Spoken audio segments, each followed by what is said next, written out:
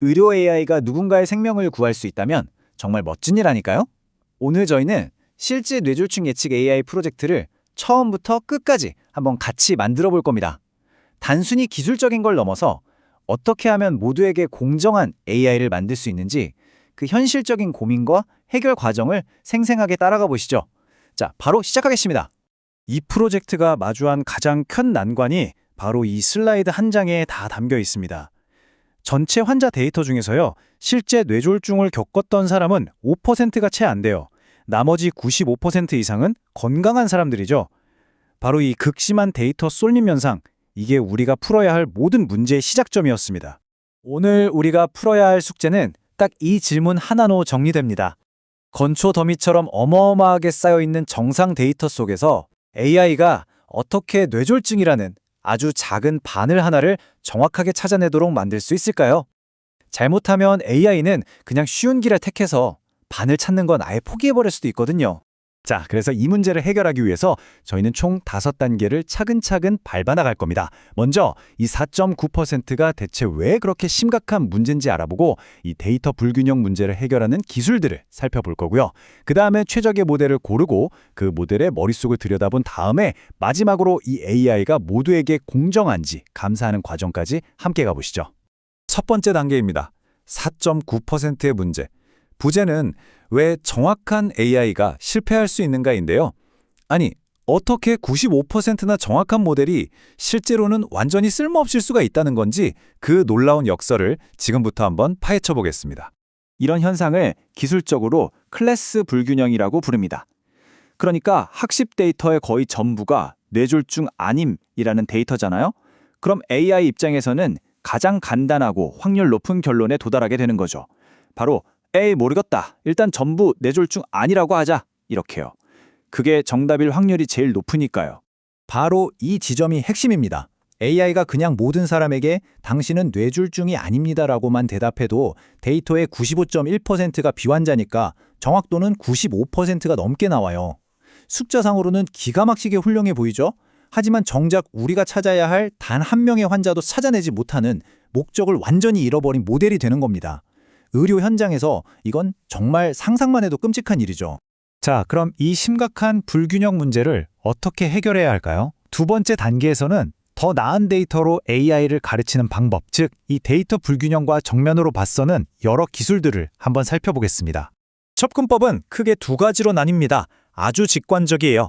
다수를 차지하는 비환자 데이터를 일부러 줄여서 비율을 맞추는 언더샘플링이 있고요. 반대로 소수인 환자 데이터를 임의적으로 늘려서 균형을 맞추는 오버샘플링이 있습니다. 물론 각각 장단점은 뚜렷하죠. 오버샘플링 기법 중에서도 아주 똑똑한 방법이 바로 이 스모트라는 건데요. 이건 단순히 환자 데이터를 복사 붙여넣기 위해서 양만 늘리는 게 아니에요. 기존 환자들의 특징을 잘 조합해서 세상에 없던 새로운 가상의 환자 프로필을 만들어내는 거죠. 덕분에 모델은 훨씬 더 다양하고 풍부한 환자 케이스를 학습할 기회를 얻게 됩니다. 스모트가 어떻게 돌아가는지 간단히 보면 이렇습니다. 먼저 실제 환자 데이터 한 명을 딱 찍고요. 그 사람과 특성이 가장 비슷한 주변의 다른 환자들을 찾습니다. 그리고 그 환자들 사이에 있을 법한 아주 그럴듯한 새로운 가상 환자 데이터를 만들어내는 거예요. 이 과정을 계속 반복하면서 데이터의 균형을 맞춰 나가는 거죠. 자, 세 번째 단계입니다. 이제 올바른 모델을 선택할 차례인데요. 이렇게 잘 정제된 데이터가 모델의 성능을 얼마나 극적으로 변화시키는지 그야말로 아하! 하고 무릎을 탁 치게 되는 순간을 목격하게 되실 겁니다. 모델 성능을 보기 전에 이 슬라이드가 정말 중요합니다. 생각해 보세요. 의료 분야에서는요. 건강한 사람에게 실수로 경고하는 것보다 정말 아픈 환자 한 명을 괜찮습니다 하고 놓치는 게 비교도 안 될 만큼 치명적이잖아요. 그래서 우리는 단순 정확도가 아니라 재현율, 즉 실제 환자 중에서 우리 모델이 몇 명이나 제대로 찾아냈는지를 나타내는 이 지표에 집중해야만 합니다. 그리고 이 표가 바로 그 아하의 순간입니다. 한번 보시죠. 데이터를 처리하기 전 재현율이 0.00입니다. 와, 이거 진짜 충격적이죠? 단 한 명의 환자도 찾아내지 못했다는 뜻이에요. 그런데 랜덤 언더샘플링이라는 기법을 적용하자마자 재현율이 0.80, 즉 80%까지 그냥 수직으로 상승합니다. 드디어 우리 모델이 제 역할을 하기 시작한 거죠. 이 그래프를 보시면 뭐 더 이상 말이 필요 없죠. 바닥에 딱 붙어서 보이지도 않던 왼쪽 막대와 저렇게 하늘로 솟아오른 오른쪽 막대. 이 극적인 대비야말로 올바른 데이터 전처리가 얼마나 강력한 힘을 발휘하는지 보여주는 최고의 증거라고 할 수 있습니다. 자, 네 번째 단계로 넘어가죠. 이제 성능 좋은 모델을 확보했습니다. 하지만 여기서 끝이 아니에요. 만약 의사나 환자가 AI는 대체 왜 저에게 뇌졸중 위험이 높다고 판단했죠? 라고 묻는다면 뭐라고 답해야 할까요? 이제는 AI의 머릿속을 직접 들여다봐야 할 때가 온 겁니다. 바로 설명 가능한 AI, XAI의 영역입니다.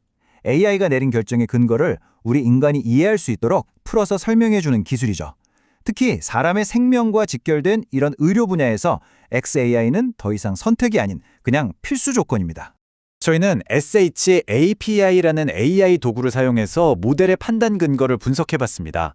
그랬더니 우리 AI가 뇌졸중 위험을 예측할 때 가장 중요하게 고려하는 세 가지 요소가 딱 나오더라고요. 바로 나이, 고혈압 유무, 그리고 평균 혈당 수치였습니다. 이제 우리는 AI의 예측에 대해서 근거 있는 설명을 할 수 있게 된 거죠.